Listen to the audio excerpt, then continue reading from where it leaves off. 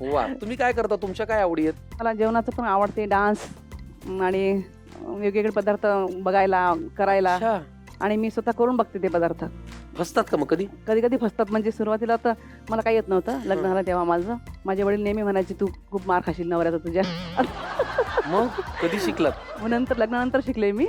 सासूबाईंनी पण खूप मदत केली मला म्हणजे जेवण वगैरे बनवण्यामध्ये.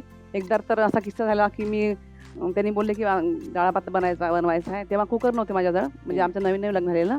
मी डाळ शिजवली.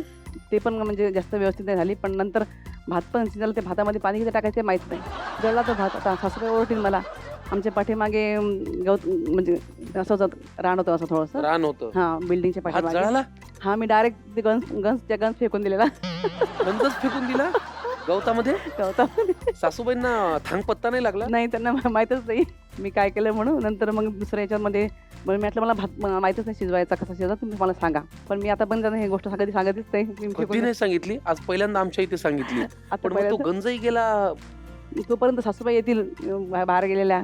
घासू कधी मी कधी पण मला एक सांगा, त्यांनी विचारलं नाही, "अगं स्नेहल, गंज कुठे?" नाही, कधी विचारलं नाही त्यांनी मग. वा वा वा. त्यामुळे पण नंतर घराघरातल्या सूनबायांनो, तुमचा पदार्थ जर कधी फसला आणि तुम्हाला सासूबाईंची भीती वाटली तर एक नामी युक्ती जी स्नेहलजींनी केलेली आहे, भांड्यासह पदार्थ फेकून द्यायचा. ना रहेगा बास ना बजेगी बासुरी.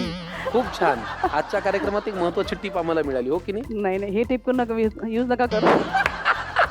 तर मी गंमत करतोय. फार छान. असं जर करायला लागलं तर माझी बायको रोज वेगवेगळं भांडं फेकेल. आज तुम्ही पहिला पदार्थ कोणता करताय? मी चिंचुक्याचे लाडू.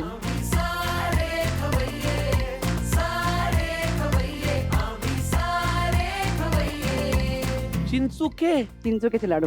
त्याचे लाडू हे मी कधी इमॅजिनही नव्हतं केलं. नाही, खूप छान होतात लाडू आणि थंडीच्या वेळेस तर खाल्लेच पाहिजे. 12ही महिने खाल्ले पाहिजे. अच्छा, चिंचुके बघा, लहानपणी जे पदार्थ आपण टाइमपास म्हणून खायचो, तो खरं तर टाइमपास नव्हता. माझा डान्स मी म्हणजे माझ्या या वयामध्ये सुद्धा डान्स करते. सगळे मला विचारतात, की एवढे तू डान्स करते काय? मी खाते, चिंचुके खाते. या वयात म्हणजे तुमचं वय किती? फार तर फार 20 असेल. 51 आहे? हा, 51 म्हणजे माझ्यापेक्षा थोडे लहानच आहात तुम्ही. नाही, या वयातही तुम्हाला डान्स करत राहायचं असेल तर चिंचुके खात राहा. नाही. पण त्याआधी लाडू करत राहा. चिंचुक्याच्या लाडवांसाठी लागणारं साहित्य घेऊन या.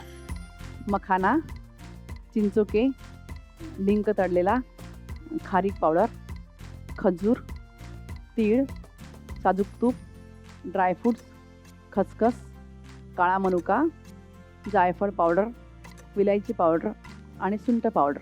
वा, तुमचा विदर्भाशी काही संबंध आहे का हो? मी विदर्भातलीमध्येच आहे, शेगाव. माझी पाठ थोपटा शाबास म्हणा मला. एवढी मी शाबासकीसाठी म्हणलो होतो, कुस्तीसाठी नाही. पण मी ते तुमच्या बोलण्यावरून ओळखलं की तुमचा विदर्भाशी संबंध आहे. पण मला एक प्रश्न पडलाय, आता लाडू म्हणल्यानंतर पदार्थ गोड पाहिजे. आता ह्याच्यामध्ये गोड तर काही नाहीये, गोड काय घालायचंय? यामध्ये गूळ टाकायचा आहे. या कार्यक्रमात आम्ही फक्त गूळ वापरत नाही, तर गूळ पावडर वापरतो, ती सुद्धा पावकची. मी आधी घेऊन येतो आणि मग तुम्हाला माहिती देतो. तोपर्यंत तुम्ही एक काम करा, 10 वेळेला चिंचुक्यांचे लाडू असं म्हणत राहा. 1, 2, 3 स्टार्ट.